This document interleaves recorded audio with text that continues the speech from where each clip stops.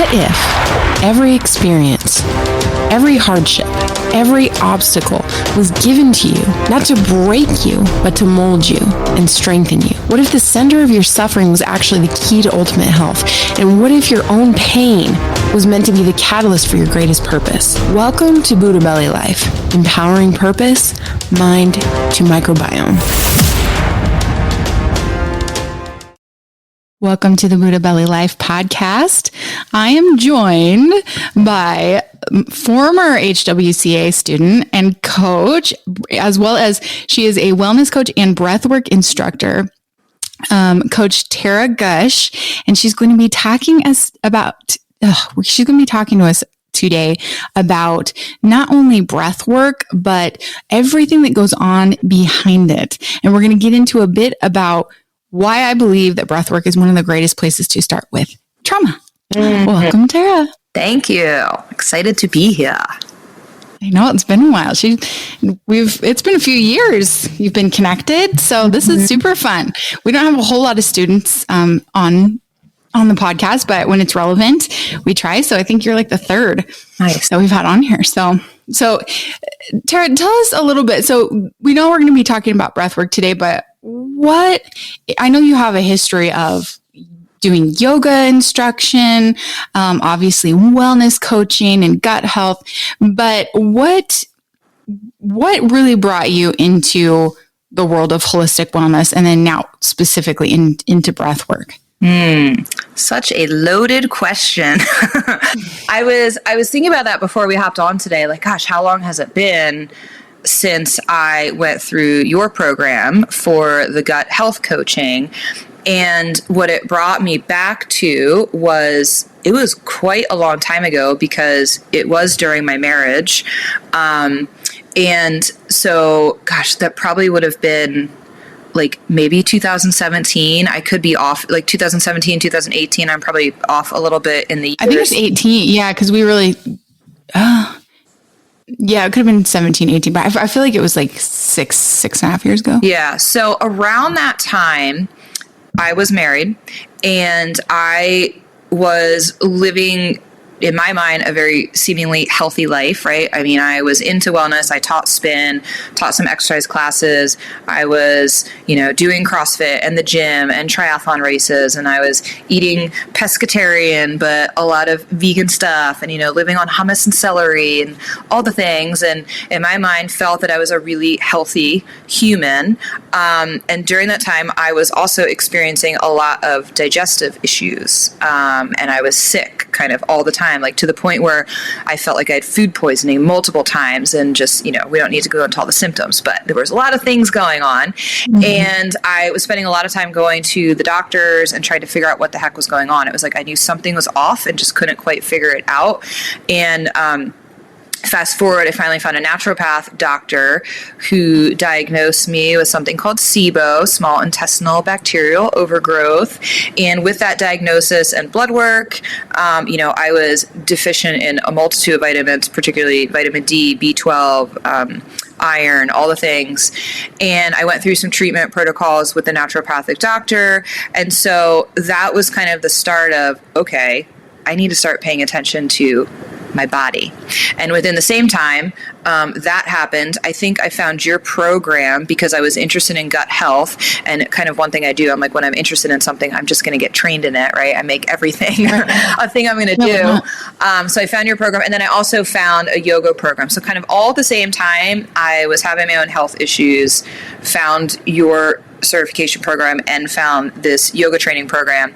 And within kind of doing all of that and realizing how physically ill I was feeling, and also starting therapy and working on some things, got me to the point where I realized that my marriage was no longer working, which I'd also known for a long time, but it took me to actually physically be sick, because I truly believe that the SIBO was from stress mostly. And so that kind of was the catalyst for everything, right? So I went through your program first, I went through my 200-hour yoga training, left my marriage, and then from there, everything else just kind of spiraled spiraled forward. So I've moved through everything from various yoga therapy, trauma-informed yoga, Pilates, strength training, the gut health, 3 different breathwork certification programs. And so now I'm kind of here trying to put everything together. And prior to that, I was a teacher as well. So it's like taking all the behavioral modification, the holistic health stuff, and kind of putting into this big mixing pot of everything, with breathwork really being the anchor or the base of all the things. That's beautiful. Yeah. Instead of teaching children, we just teach adults. It's funny how it works that way. Which is interesting, right? Because technically we're really teaching the inner child. So you're still teaching children.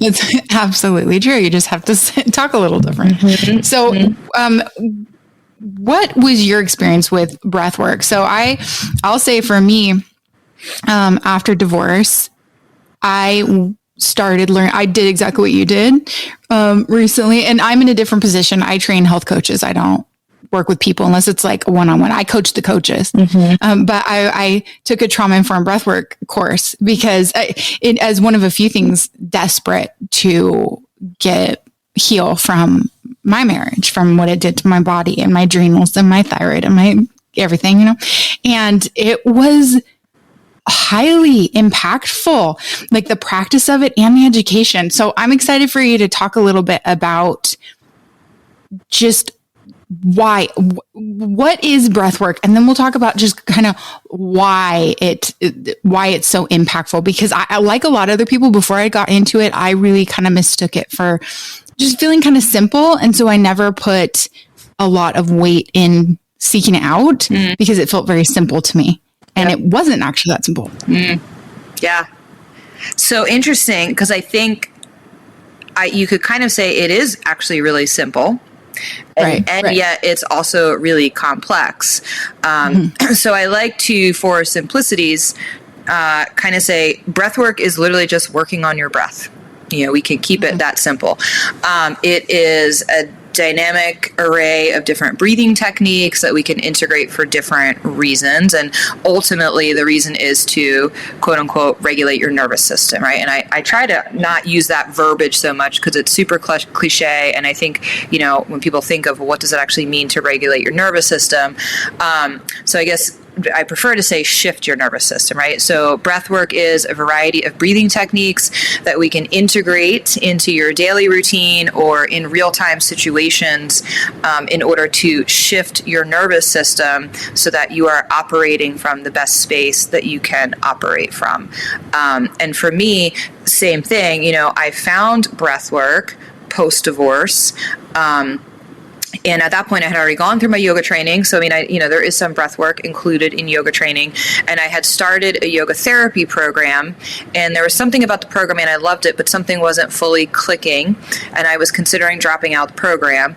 And I found this gentleman online who offered breath work, and I had never heard of it at the time. And I signed up for a virtual breathwork journey with him. It was a 90-minute, journey on Zoom. Had no idea what I was getting into, and did this journey at home in the middle of the afternoon and lost my marbles. I mean, it was so intense, and it was probably the first time I had cried like that, and just so many things came up. And afterwards, I just remember it took an hour for me to really kind of process what had happened. And at that point, I don't know that I really did process what happened, but I knew in the moment, I was like, oh, this is the missing link. I'm dropping the yoga therapy program, and I'm going to be a breathwork facilitator.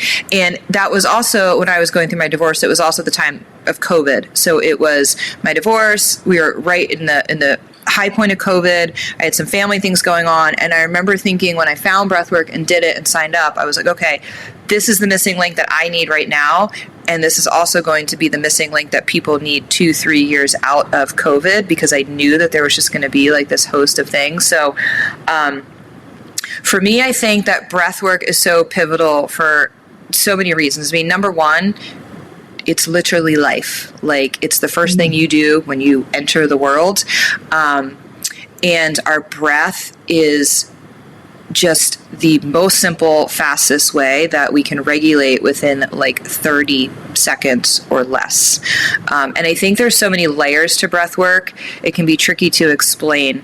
And I think that it can be really simple. It can be, hey, you can do breath work 2 minutes a day, every day, and literally shift your life, right? It doesn't have to be an hour-long journey every week. Or if you really want to dive deep and do some generational healing and some shadow work, then yes, you can dive deep and do those longer sessions and really work through all of these things. And I think the biggest piece is it is a way for your body to do the work for you. Right? When we talk about, let's say, talk therapy, we go to talk therapy, we talk. I remember a point in time when I was actually having panic attacks driving to my therapist because I was like, I don't want to talk about my shit anymore. Like, I don't want to talk about it. I want to do now. And so breath work is this way for your body to move the energy of all of your stuff without you having to say a word, right? And if you're familiar, I'm sure you are, with the book, The Body Keeps Score. We talk about, right, how your body literally, what I explain to clients when they come in is your body keeps energetic score of everything that you've experienced, right? And at a cellular level, we are just energy. And so when you shift your breath and you integrate different breathing techniques and different breathing patterns, you are shifting your energy at a cellular level, right? You're shifting the energy of those experiences that you've had. So whatever, negative energy you're holding on to from this traumatic experience that you have, your breath is actually like moving it and shifting it and creating space to take wisdom from that instead of the wound, if that makes sense. Do you have a desire for fulfillment? Does helping people tap into their own health mentally, emotionally, and physically fire you up? Do you believe in the impact of the gut microbiome on overall wellness? You may be an HWCA coach. For more info on our cutting-edge health coach trainings, visit hwcacoach.com. Well, so foundationally, and I understand everything you're saying, I think it's important for people to know that we don't breathe good. We don't breathe good. We don't breathe good because of a lot of things, but like your diaphragm is a muscle, and much like lots of our muscles, we aren't exercising that muscle, not just physically, but through good breathing. Right. And that's why we're doing the work of breath work, is because we're stuck in dysfunctional breathing patterns that are robbing our cells of oxygen and are stressing our nervous system. Like if you want to induce a panic attack, start breathing shallow and fast. Right. And you can induce a panic attack. So we're breathing like that a lot because we're driving in traffic, or we're thinking about work, or we're dealing with crap, and our systems are getting stuck breathing like similar to these kind of patterns that induce stress, not healing on a regular basis. So your breathing alone is inducing a state. Absolutely. Would you agree? I would 100% agree. And I think most people don't get that. So they're like, what is it about breathing? Like, why should we breathe naturally? Like, no, actually you don't. And I find it fascinating because I have a lot of people who will still not attend breathwork or try it, and they're the same people that will make the statement, I feel like I can't breathe most days. I feel like, and the same people who are walking around feeling stressed and feel like they have a lump in their chest the whole time and feel like they cannot breathe are the ones who are not open to coming to breathe. So yeah, most people are walking around breathing shallow, not breathing into the belly, not breathing into the diaphragm, taking short, shallow breaths, breathing through their mouth, right? And from science terms, you breathe in through the mouth versus your nose, you're getting about 20% less oxygen, and your oxygen is not being filtered. Your nose is an actual filter for the oxygen coming into your body, right? It needs to be brought to a certain temperature. You need to filter out all the crap. And so just little things like that alone, right? And when we are getting less oxygen to the brain consistently on a daily basis because we're mouth breathing all the time, imagine what that's doing to your brain, not getting as much fresh oxygen as you possibly can to your brain. So everything is so interconnected.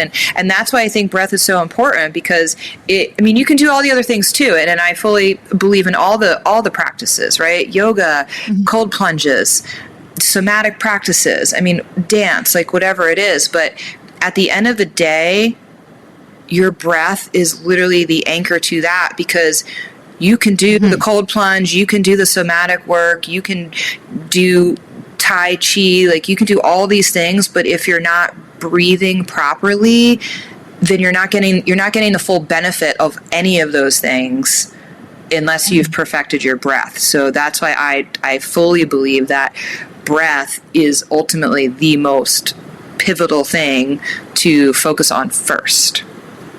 I'm going to agree with you. And I had, I went through natural home childbirth with all three of my kids, and yeah, your breath, like breathing was how you got through contractions. Like that's how was the right kind of breathing. If I wasn't breathing good, I don't even know. And it's how we do it, like lifting heavy weights or working out, right? Like I'm not going to be any good working out if I'm not breathing, if I'm just breathing like willy nilly, right. I'm not going to get enough oxygen, or I'm going to be exhaling in the wrong spot when I need like the energy to pull up. Like, no, there's a way that you breathe. And I like that you're addressing that, because I feel like breath work, and this is where I feel like we could drive it home of why it's such a cool thing to invite people to be able to step into, not tell them they have to, but invite you to step into. And this is what happened to me, is because there's the physiological component of it, and then there's the emotional, spiritual. And I think sometimes we're doing a practice, we have the physiological practice that we can teach the technicalities of it, right? And that we can get that diaphragm stronger, we can get the breath deeper, we can start, and that'll help the nervous system regulate more and the oxygen to the cells and all that. But sometimes I think it's the invitation maybe into the emotional and spiritual practice of it that we incorporate into it that is so powerful. I know that's, I think, what got me more into it wasn't just the chronic panic attacks, but all the emotional pain and all the stuff stored in my body. I didn't know, it's like, you're right. Talk therapy can only do so much. Your body hangs on to so much stress and emotions. And so it was like, it's this process of letting the body release some of that. And I think that maybe the people that don't show up to classes because they're just talking about they can't breathe good, we won't win them over maybe with the physiology of it. It's wait until they're at a hard enough space mentally and emotionally from anything they're going through, that then maybe they'll come to class. Yeah. Or give it a shot. Yeah. And I know that some people are afraid, I've had people who I'm very close with who are like, I don't want to come to your class because I don't want to deal with what is going to come up. Like, I know what's going to come up. Right. And I get that too. Me. And I've shared that as well. Like I've been, my journey with breath has been about 4 years now, I would say, 4 full years that, since I found breathwork, and it's been an integral part of my being. But there have definitely, I don't necessarily practice breathwork every single day. And there have been spaces and moments of time, and I can say one in particular was, 2 years ago when I had to put both of my senior dogs down within like a month and a half span, right? And they were like my heart and soul, and it was probably one of the worst things I've ever had to do, right? It was worse than my divorce, honestly, like putting those dogs down. It was so terrible. And I remember when I put Nikki down, she was the last one, I was in such a dark space, because it was also putting my dogs down was also kind of like the end of an era, it was like the end of this like whole piece of my life and all these things. So point being, I was in such a space, I could not and refused to do breath work for like a whole month, because I knew, I was like, I don't have the capacity to hold space for myself right now.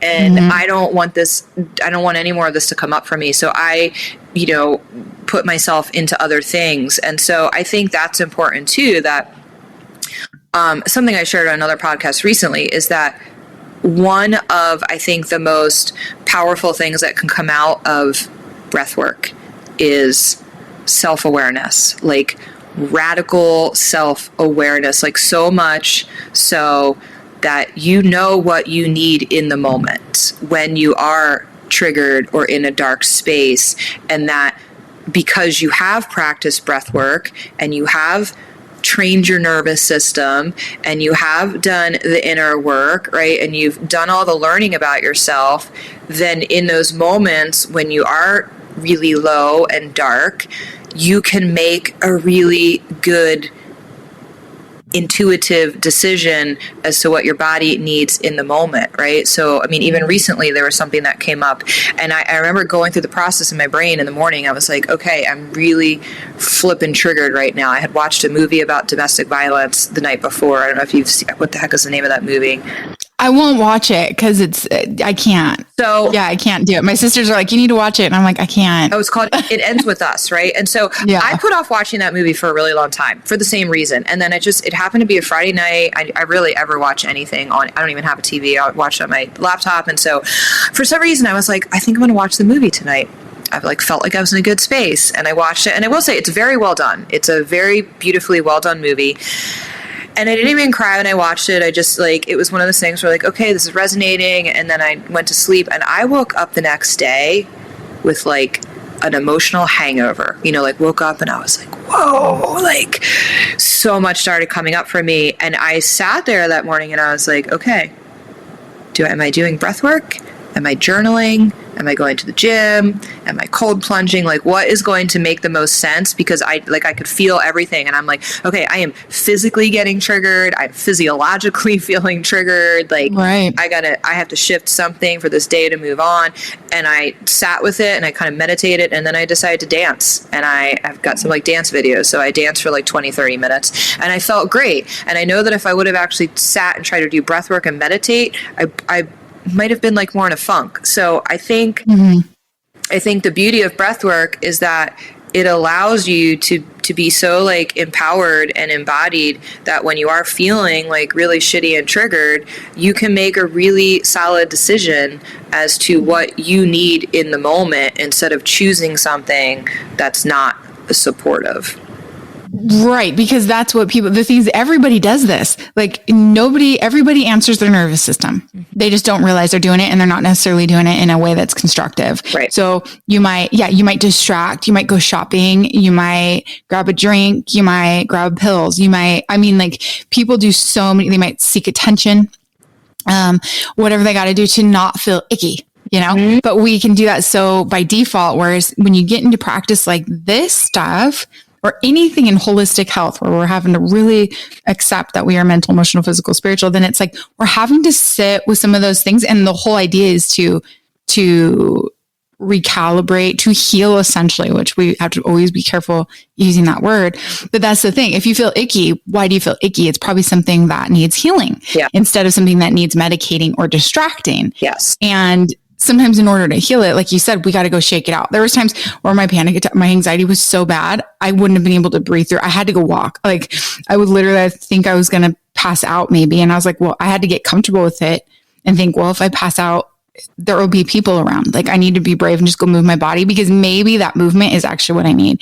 And it usually was. And so I'd go walk for 30 minutes and it would start calming down. And then I could get into a space where I could stretch a bit or do some breath work and get to that space. But you have that toolbox because you're training yourself to meet the need in a healthy way, to see it and read it instead of distract from it and keep it open. You're keeping the wound open and potentially growing by handling it any other way that's not healthy. Yeah, absolutely. And it's that whole respond versus react. It's as simple as that. We can complicate it, but at the end of the day, it's that simple. You are either reacting in the heat of the moment out of emotion, or you are responding out of a very intentional response, right? So being able to just tune into, okay, what, and thinking about that too, noting our emotions only last 90 seconds, right? And when I hear that and I share that as I'm teaching, I always think back to moments in my life when I call myself the little anger gremlin. I'm a recovering anger addict. There was a very long time in my life where that was my thing, and I was addicted to being angry. And you could have said I was angry for days on end and months on end about things. And so this idea that your emotions that come up are 90 seconds, and then everything after that, if you're still feeling angry or still feeling sad, whatever it is, it's okay, what's the story here? What is the story? Rumination. It's reactivation of the emotion. Yeah. So what is this connected interpretation to? Right. And then what can I do to shift that story? So yeah, fascinating. Instead of building it up and swimming in it. And I'll catch myself doing that too. And I can tell I can tell even when I struggle with that more, resentment starts showing up after I've gotten to really healthy places where I'm not feeling so much resentment. And it's funny because there's things that I can do physiologically that can make a lot worse.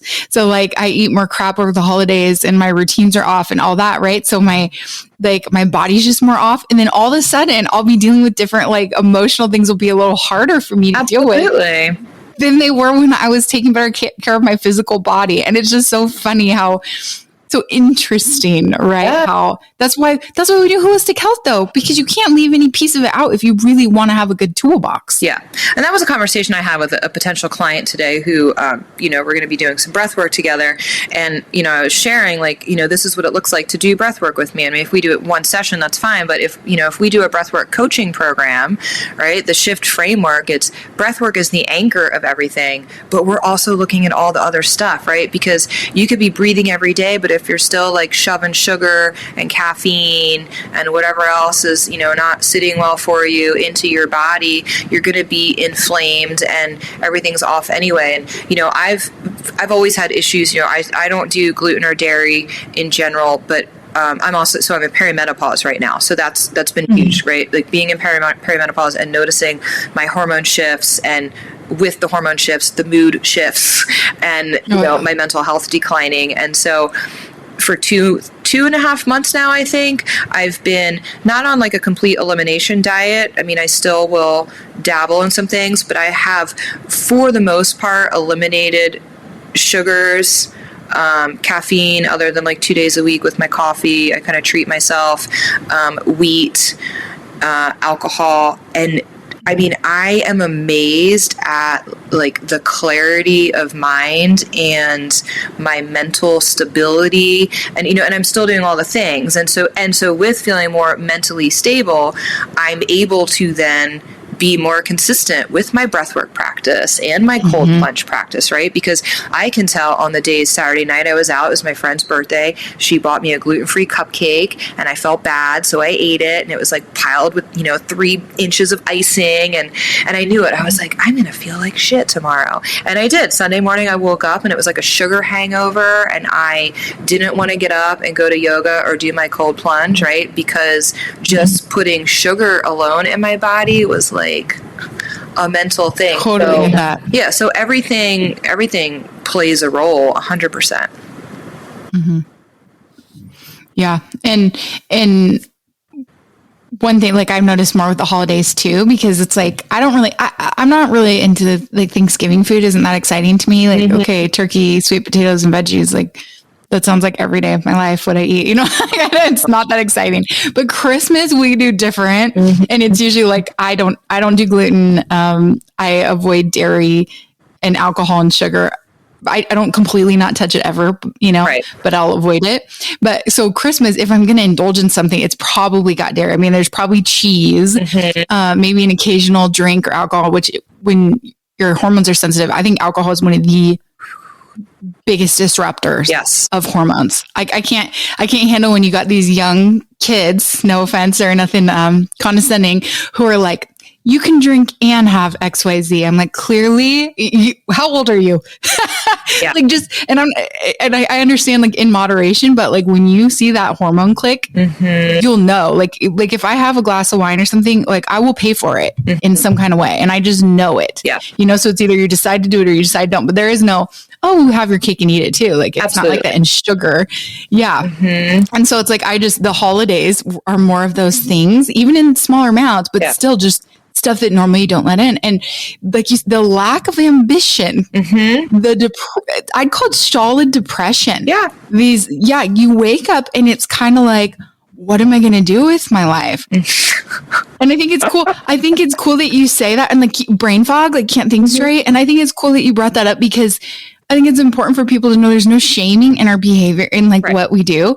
But if you feel like that a lot, chances are, if you were to change some of these things that are in your body, like a lot of us feel like that. Yeah. But there's a lot of people who probably just don't know that their daily habits are what's doing that. Yeah. So they reach for more coffee and then wine at night to chill out. And then, Yeah. Well, and I think too, it's like, it's brutal. it becomes normal to feel that way, right? I mean, if you don't know any better, you don't know any better. So if you've never experienced what it feels like to not have that stuff in your body, and if you've never experienced what it feels like to wake up feeling clear and focused and energized, then you don't know. So, you know, and I mean, I'm pretty healthy regardless of the last 2 months, but even just the last 2 months has been an eye opener. Like, wow, there's not a whole lot that I was putting in my body that was terrible, but even just eliminating the couple things that I did. I mean, and not that I don't really worry about the scale and all that stuff. I just kind of worry about how I feel and like how I feel in my clothing. But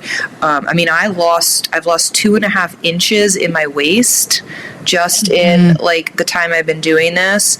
I mean, I've lost a couple pounds, and it's been very noticeable, like in my skin and my face. And so, like, just minimal adjustments, taking things out and noticing. But yeah, I mean, food and alcohol is wicked important. And if you don't feel good in the morning, then yeah, you're not going to want to do all the other good stuff for you. You're going to pick things that are comforting.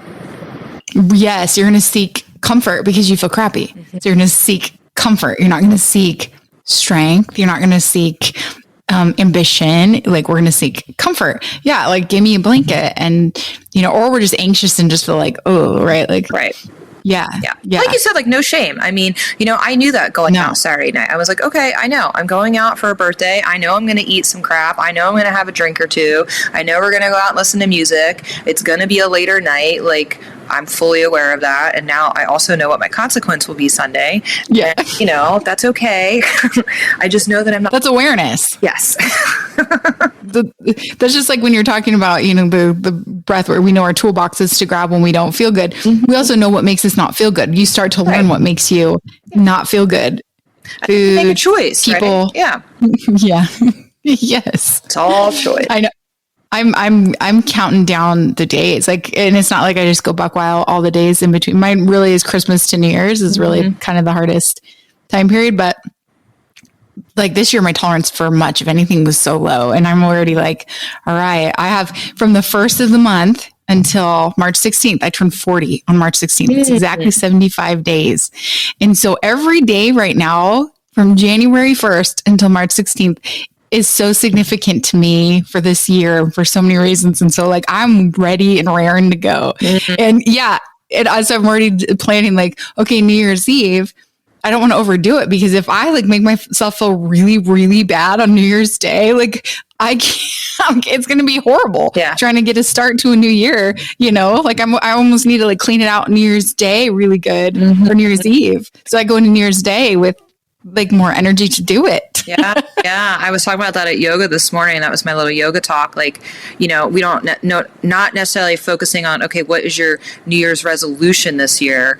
But I posed the question, what is your New Year's realization, right? If you look back at the past year, what do you realize worked and didn't work? And then what energy do you want to step into the new year with? And like, once you choose the energy you want to step into the new year, then what action steps are you taking that align with your energy? And I'm working on New Year's Eve, but New Year's Day typically is like a big party day here and everyone's out. And I just made a very clear decision to sign up for a yoga and sound bath on New Year's Day evening.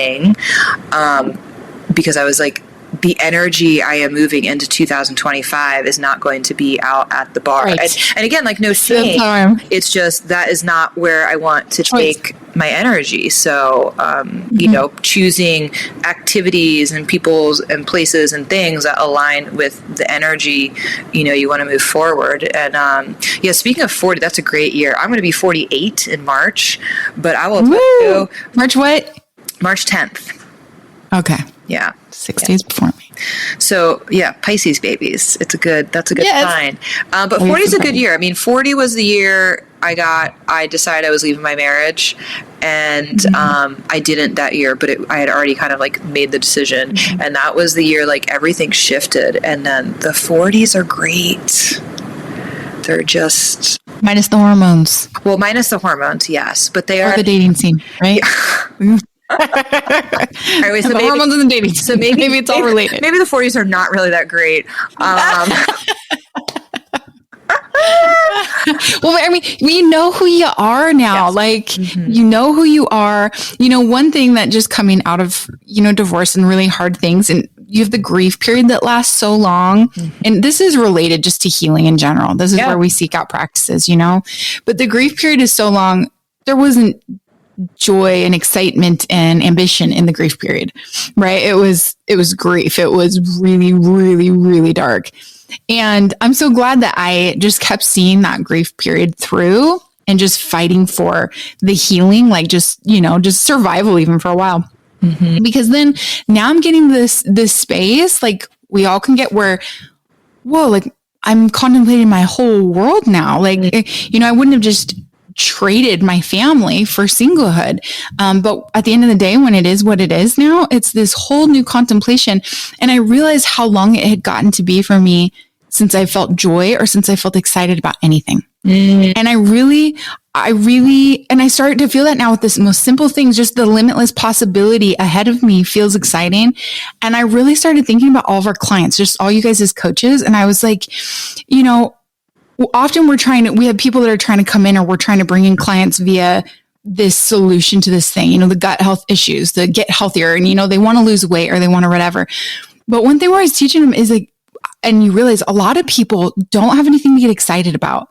And getting excited about losing weight generally isn't happening for most people. There's too much. I mean, they want the result, but it's not like that. Most people are not in a state when they're like, I'm ready to just feel so good. Like, no, they have to tie it to something. And it's almost like, that's why we do the other practices. Like I'm starting to get excited about the potentials in my life for friendships and where I might want to live and how I want to do things with my children and where I might want to go and adventures and all those things that get to be just my decision now.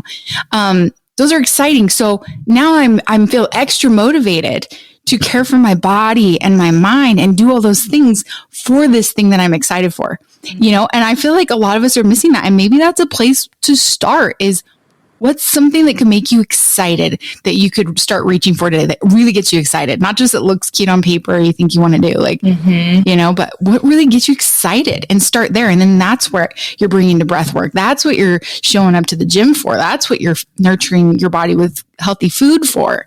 Yeah. Yeah. So you said a word in there that stood out, and the word was joy. And it stands out because I think that when we are having these conversations about healing, right? I struggle with that word sometimes, healing, because are we ever actually healed? And like, what does that actually mean? And does it mean that we have to fix or cure something, right? And I am working with a client who lost a child in a car accident this summer. And,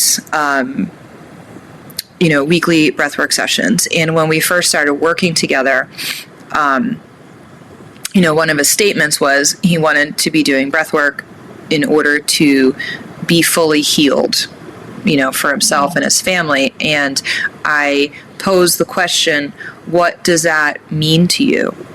Right? What does it mean to you to be fully healed from this loss? Like, if you could describe it in a word, or like something you're doing that's different, and his response was, I want to be able to experience joy again. He said, I haven't felt joy, since this loss. And to me, it's so simple, right? It's like so simple and yet so profound. Like, what does it mean to heal? It means that it doesn't mean that you're not experiencing grief still. It doesn't, an absence of pain. Right? Yeah. It doesn't mean an absence of pain and suffering, but it means that you get to experience joy again in whatever it is. Like, I remember when I started doing capacity, right? When I started doing breath work, I took a walk with the dogs one day, and I remember like going outside in the morning to walk the dogs, and it was just this really like clear moment where I looked up and I noticed these birds chirping on the wire, and like the colors it was just this super interesting moment in time where I was like, oh, I feel kind of joyful, like literally just taking a walk and like looking at the birds and something little, and I was like, wow, I haven't felt that in a while. So I think when we talk about all these practices and specifically breath work, right, I talk a lot in class and with clients about, right, this breath work is there to help you cultivate your capacity to hold space for all of it, right? Like this whole dynamic human experience, right? Like all of your grief and pain and suffering, and also all of your joy and happiness, like all at the same time. Right. And often we're so stressed out and so caught up in our own stories and all of the grief and the suffering, we can't get our own heads out of our own stuff. Survival. We're in this chronic survival. Yeah. Yeah. So joy, I think that is the most simple. I always think too, like when I struggle, like you asked, what do I refer to myself as? Because I struggle with that. Like, what is it exactly that I do? Right. And what do I provide for people? Because it's not something tangible as in a trainer at the gym, right? I'm not coming and telling you like, hey, I'm going to get you to lose 10 pounds and lift 100-pound end result, whatever, right? There's not like a tangible result. So it's like, what is the tangible result of breath work? It's a journey. It's a journey back to joy, right? It's a journey to personal excellence. It's a journey to being able to experience your life and enjoy it on every level. It's a journey to improve your relationships, all the things. So I think, it gets so complex when you start talking about breath work, because it's so simple and it's also so not. Mm-hmm. And I love that you said the joy thing, because I just went and saw my big family. I only see my extended family. I see like once a year, and I saw them for Christmas, and my grandpa has passed away a few years ago, and she's very sentimental. And so she's moved into a like retirement community now. And there's a man in her retirement community, and he's featured in the newspaper and stuff a lot. And he just walks around, he makes all these little wooden hearts and he hands them to people. And it's like, you look like you need some love. And he'll just go and walks and hand a bunch of these hearts out. So this year for Christmas, she had him make a bunch of little wooden hearts out of scrap wood from my grandpa's wood bench, because he used to just tinker with wood around his business, And so, and they said different things on them, and I picked the one that said joy, because there's a few different things. There's like love, there's like some other things, but I was like, I feel like I want the joy. I need the joy. Like that's the one that was most significant to me. So I took this little wood heart, and I have it in my purse right now, and it's got the like inscription on it, joy, on this heart.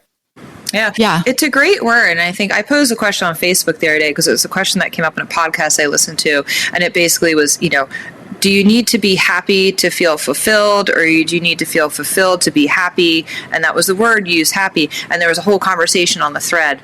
And then it came up like, well, how do you define happiness? And so that turned into, well, you don't really define happiness, but you can define joy, right? And there's a difference between, totally striving to feel happiness versus just cultivating the capacity to hold space for joy. And I think that's a big piece of the healing journey, right? And the process is oftentimes when we are in survival mode and we are moving through really heavy trauma, right?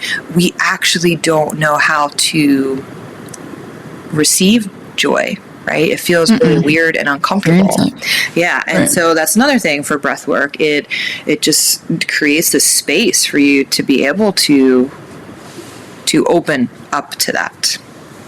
Yes. And we recalibrate that system, and we start recalibrating not only the nervous system response, because if you're in a state of survival, you're not going to feel joy. You're going to feel paranoia. You're going to feel grief, fear, angst, depression, and so when we're in those feedback loops, it's like, how do you feel joy? And I can't stand when people just use the word happy, or they want to see you happy. Like I always say, screw happy, give me healthy. Like I want to see you healthy, not happy, because a healthy person isn't always happy. And plenty of happy people aren't even necessarily healthy. They may seem happy, but happiness could be used to describe a constant seeking of stimulation, overstimulation. Like you see people, oh, I'm so happy. I just, I have this much money. I just met a new so-and-so. I just but joy is different. Joy is peaceful. It's contentedness. I feel like it's more contentedness. Happiness isn't contented.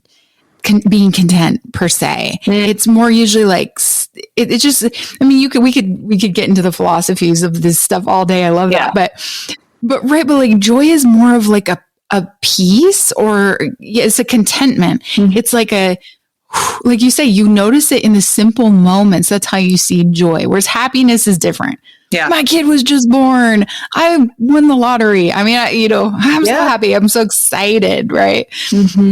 But joy is different. And and I think we lose our capacity to feel joy when we are overburdened and our bodies and our systems are overburdened by stress, chaos, sadness, fear, lack of safety. You guys, we were talking about this before we got on here, but the breath work is specifically in regard to lack of safety. We go through this in relationships. We go through this with our early attachment wounds, which if you guys will listen to the podcast in February, we're talking about that and relationships. That's one. Yeah. Juicy one.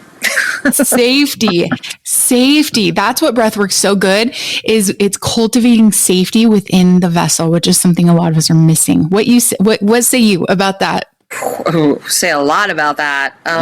Yeah, absolutely. And like you said before we talked, I mean, safety is at the root of everything, right? Safety is at the root of all of your relationships, both with other people and within yourself. And the idea of feeling safe in your own body and safe with your own emotions. And, there's certain conversations that have come up with people that have come to class, and, a couple people will come to a class, and most people are going to have a pretty visceral response the first time, but not everybody, right? And the people who don't have any response, they're kind of like, I don't get it. What happened? Like, I didn't feel anything. And it's because they're not actually connected to their bodies yet. And they're not connected to their bodies yet because it doesn't feel safe to be vulnerable and to create that connection. And I mean, safety is so key. And then you could like go down the hole of like, well, what does that mean to feel safe? It means that I can feel safe being my authentic self, and I can feel safe feeling any and every emotion that comes up for me in that moment, because I know that I have the capacity to hold space for it, right? So, last week there were some things going on with the holidays that were really challenging, and I knew what was going to be coming up for me, right? And it was very different for me this year than it has been, like 5 years ago, right? Like 5 years ago, there was no safety for me, and I wasn't able to hold space for those emotions. And I would have picked really terrible ways to cope with what was coming up. And this past week, what safety has done for me is, okay, this is coming up. This is re-triggering some childhood stuff. These are family dynamics that, all the things. And I was able to make really clear decisions. Okay, I'm going to spend an hour on the couch and I'm going to mope, because that's actually what I just need to do right now. And I'm giving myself an hour, and then I'm going to get up and I'm going to get in the cold plunge. And then I'm going to go and I'm going to do this, right? And it's this very like, it almost becomes like matter of fact, which might sound odd when you're dealing with heavy emotions, but it is. It's this very matter of fact, like, okay, this is coming up for me. This does not feel good. I need to go have an ugly cry or cuddle up with some bonbons on the couch, for a hot minute. And then I also know that in an hour or 2 hours, I need to get myself out of this space and need to go do something else. And so there's massive safety in that, in knowing that you are holding space for yourself and you are nurturing yourself and you are giving yourself grace and compassion for all the things coming up, as opposed to not feeling safe and just turning to the first unhealthy coping mechanism, that feels good in the moment, but is not going to feel good in the long run. So. Absolutely. And you know what an experience I had, because my panic attacks came back so bad. So, and I think my divorce and my marriage really jacked up my body. So jacked up my hormones too. So I didn't know what I was dealing with, what was mental, what was physical, what was hormonal, I was doing the best I could with what I knew and could, but it was just, and then what was purging after this, So, it was a point where, and I'd kicked panic attacks pretty good since I got into gut health for over a decade. So they didn't come back till in this marriage, and it's so severely too, like visceral panic attacks, like hands crippling, feet crippling, can't like call 911 type panic attacks. And so, one thing that would be really big for me, and it still is a challenge, is like the hypochondria. So the physical effect of a panic attack or the fear of anything being sick or being not physically okay. I would and can still kind of freak out and spiral and then when you're having a panic attack, it's very visceral too. So then it only perpetuates itself, right? It makes it worse. So there are people that go through plenty of that where it's like that. And one thing my counselor talked about when we talked about inner child work is she said, you're so good at responding to your children and to other people. That, like, my forte is to help everybody else feel safe and comfortable. I am that person. I will go to a stranger in the room that seems like they're awkward in the corner.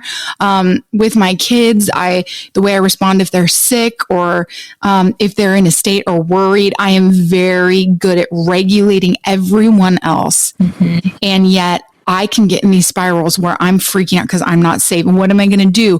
What if something's really wrong with me? What's going to happen? There's no one to take care of me. There's no one to, which goes just so far back in my life. And she goes, somehow, and she couldn't tell me really how, which I don't think you could, but she's like, you need to figure out how to channel or imagine how you're handling your kids when they are not okay like that, and turn that on yourself and try and almost separate from yourself and do that with yourself.